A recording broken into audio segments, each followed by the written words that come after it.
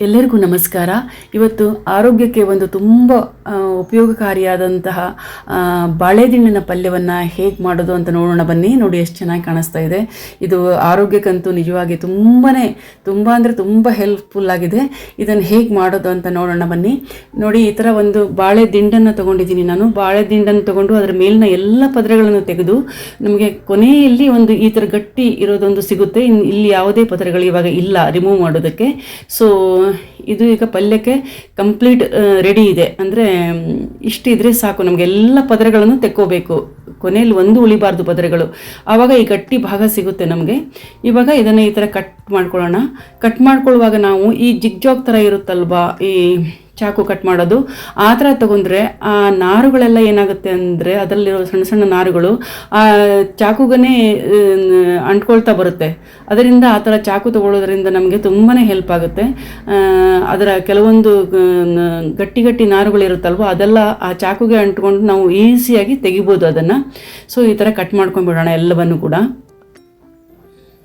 ನೋಡಿ, ಈ ಥರ ನಾರುಗಳೆಲ್ಲ ಚಾಕುಗೆ ಜಿಗ್ಜಾಗ್ ಇರೋದ್ರಿಂದ ಅದಕ್ಕೇ ಅದು ಅಂಟ್ಕೊಂಡ್ಬಿಡುತ್ತೆ. ಸೊ ಈಸಿಯಾಗಿ ತೆಗಿಬೋದು. ಈ ಥರ ಎಲ್ಲವನ್ನು ಕೂಡ ಕಟ್ ಮಾಡ್ಕೊಳ್ಳೋಣ.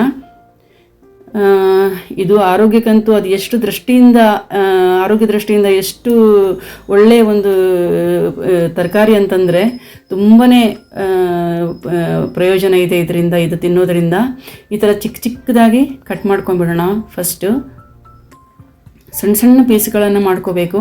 ಆವಾಗ ನಮಗೆ ಪಲ್ಯ ತುಂಬ ಚೆನ್ನಾಗಿ ಬರುತ್ತೆ. ಇದು ಕಿಡ್ನಿ ಸ್ಟೋನ್ ಇರುತ್ತಲ್ವ, ಅದು ಕರಗಿಸ್ಲಿಕ್ಕೆ ಕೂಡ ಇದು ತುಂಬ ಉಪಯೋಗ ಅಂತ ಹೇಳ್ತಾರೆ. ಮತ್ತು ಹೈ ಬಿ ಪಿ ಇರೋರು ಕೂಡ ಇದನ್ನು ಸೇವಿಸೋದ್ರಿಂದ ಬಿ ಪಿ ನಿಯಂತ್ರಣಕ್ಕೆ ಬರುತ್ತೆ. ಹಾಗೆ ಮಲಬದ್ಧತೆ, ಕಾನ್ಸ್ಟಿಪೇಷನ್ ಪ್ರಾಬ್ಲಮ್ ಯಾರಿಗಿರುತ್ತೋ ಅವರು ಕೂಡ ಈ ಪಲ್ಯವನ್ನು ಸೇವಿಸೋದ್ರಿಂದ ಮಲಬದ್ಧತೆ ಕೂಡ ಒಂಥರ ಕರೆಕ್ಟಾಗಿ ಆಗುತ್ತೆ ಅಂತ ಹೇಳ್ತಾರೆ. ಇದನ್ನು ನಾವು ಈ ಥರ ಕಟ್ ಮಾಡಿಕೊಂಡು ಹಾಗೆ ಇಟ್ಬಿಡಬಾರ್ದು. ಇದನ್ನು ನೀರಿಗೆ ಹಾಕಬೇಕು. ಈ ಥರ ನಾವು ಹಾಗೆ ಇಟ್ಬಿಟ್ರೆ ಏನಾಗುತ್ತೆ ಅಂದರೆ ಅದು ಕಪ್ಪಗಾಗ್ಬಿಡುತ್ತೆ. ಸೊ ಅದ್ರ ನಾವು ಈ ಥರ ಕಟ್ ಮಾಡ್ಕೋಬೇಕು, ನೀರಿಗೆ ಹಾಕಬೇಕು. ಈ ಪಲ್ಯ ಕಂಪ್ಲೀಟ್ ನಾವು ಬೇರೆ ಎಲ್ಲ ರೆಡಿ ಮಾಡ್ಕೊಳ್ಳೋ ತನಕ ಇದು ನೀರಲ್ಲೇ ಇರಬೇಕು ಈ ಥರ. ಆವಾಗ ಅದು ತುಂಬಾ ಫ್ರೆಶ್ ಆಗಿ ಬಿಳಿಯಾಗಿರುತ್ತೆ ನಮಗೆ. ನೋಡಿ, ಆಲೂಗಡ್ಡೆ ಪೀಸಸ್ ಕಂಡಂಗೆ ಕಾಣಿಸ್ತಾ ಇದೆ ಅದು. ಇದನ್ನು ಇವಾಗ ನಾವು ನೀರಲ್ಲಿ ಇಟ್ಟಾಗಿದೆ ಎಲ್ಲವನ್ನು. ಇವಾಗ ಪಲ್ಯ ಹೇಗೆ ಮಾಡೋದು ಅಂತ ನೋಡೋಣ ಬನ್ನಿ. ಇವಾಗ ನಾನು ಬಾಣಲೆ ಇಟ್ಕೊಂಡಿದ್ದೀನಿ. ಅದಕ್ಕೆ ನಾನು ಕೊಬ್ಬರಿ ಎಣ್ಣೆ ಸೇರಿಸ್ತಾ ಇದ್ದೀನಿ. ಈ ಪಲ್ಯವನ್ನು ಕೊಬ್ಬರಿ ಎಣ್ಣೆಯಲ್ಲಿ ಮಾಡಿದ್ರೇ ತುಂಬಾ ಟೇಸ್ಟಿಯಾಗಿರುತ್ತೆ, ಚೆನ್ನಾಗಿರುತ್ತೆ ತಿನ್ನೋದಕ್ಕೆ. ಇವಾಗ ಸ್ವಲ್ಪ ಸಾಸಿವೆ ಹಾಕ್ತಾ ಇದ್ದೀನಿ. ನೀವು ಬೇಕಾದರೆ ಜೀರಿಗೆ, ಕಡಲೆಬೇಳೆ ಮತ್ತು ಉದ್ದಿನಬೇಳೆ, ನಾವು ಮಾಮೂಲಿ ಪಲ್ಯಕ್ಕೆಲ್ಲ ಏನು ಹಾಕ್ತೀವೋ ಅದನ್ನು ಹಾಕ್ಕೋಬೋದು. ಬಟ್ ನಾನು ಪ್ಲೇನಾಗಿ ಮಾಡಿದ್ರೆ ನಂಗೆ ತುಂಬ ಇಷ್ಟ ಆಗುತ್ತೆ. ಸೊ ನಾನು ಬೇರೆ ಏನೂ ಹಾಕಲ್ಲ ಇದಕ್ಕೆ. ಸಾಸಿವೆ ಒಂದು ಹಾಕ್ಕೊಂಡಿದ್ದೀನಿ. ಇವಾಗ ನಾವು ಹಸಿಮೆಣಸನ್ನು ಹಾಕೋಣ. ಸ್ವಲ್ಪ ಖಾರಕ್ಕೆ ಒಂದು ಹಸಿಮೆಣಸು ತೊಗೊಂಡಿದ್ದೀನಿ, 4 ಭಾಗ ಮಾಡ್ಕೊಂಡಿದ್ದೀನಿ ಅಷ್ಟೇ, ಈ ಥರ ಮಧ್ಯದಲ್ಲಿ ಸಿಗಿದ್ಕೊಂಡು. ಮತ್ತು ಒಣಮೆಣಸು ಹಾಕೋಣ. ಇದು ಒಂಥರ ಒಳ್ಳೆ ಒಂದು ಅರೋಮಾ ಕೊಡುತ್ತೆ, ಒಂಥರ ತುಂಬಾ ಚೆನ್ನಾಗಿರುತ್ತೆ ಇದು ಫ್ಲೇವರು. ಅದಕ್ಕೋಸ್ಕರ ಹಾಕ್ಕೊಂಡಿದ್ದೀನಿ.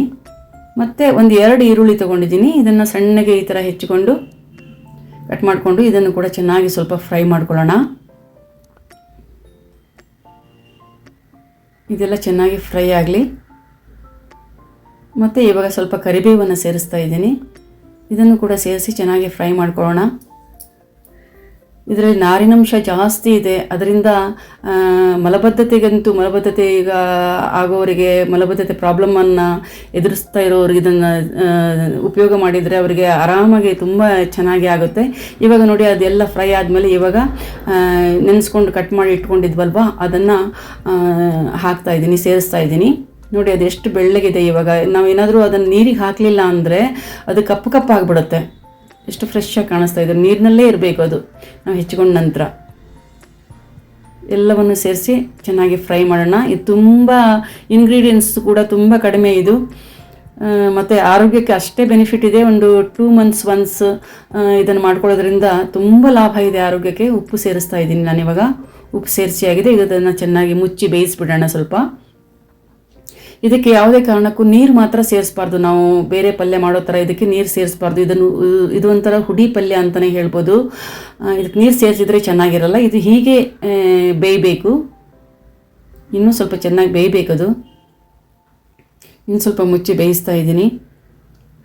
ಮತ್ತು ಇನ್ನು ಕೆಲವು ಇದು ಲೇಡೀಸಿಗೆ ಪೀರಿಯಡ್ ಪ್ರಾಬ್ಲಮ್ ಆಗ್ತಿರುತ್ತಲ್ವ, ನೋವು ಆ ಥರದ್ದು ಕೂಡ ಕಡಿಮೆ ಆಗುತ್ತೆ ಅಂತ ಹೇಳ್ತಾರೆ ಇದನ್ನು ಸೇವಿಸೋದ್ರಿಂದ.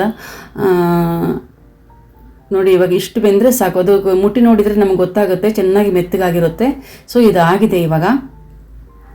ಇವಾಗ ಏನು ಮಾಡಬೇಕಂದ್ರೆ ಕೊಬ್ಬರಿ ತುರಿ, ಕೋಕೋನಟ್ ತುರಿ, ಅದೇ ಕಾಯಿ ತುರಿಯನ್ನು ಸೇರಿಸ್ತಿದ್ದೀನಿ. ಒಣ ಕೊಬ್ಬರಿ ಅಲ್ಲ, ಇದು ಫ್ರೆಶ್ ಕೋಕೋನಟ್ ಒಡೆದು ತುರ್ಕೊಂಡಿರೋದು, ಅದನ್ನು ಸೇರಿಸ್ತಾ ಇದ್ದೀನಿ ನಾನು ಇವಾಗ. ಇದು ಬೇಕಾದರೆ ನೀವು ಎಷ್ಟು ಬೇಕಾದರೂ ಸೇರಿಸ್ಕೊಳ್ಳಿ, ತುಂಬಾ ಚೆನ್ನಾಗಿರುತ್ತೆ.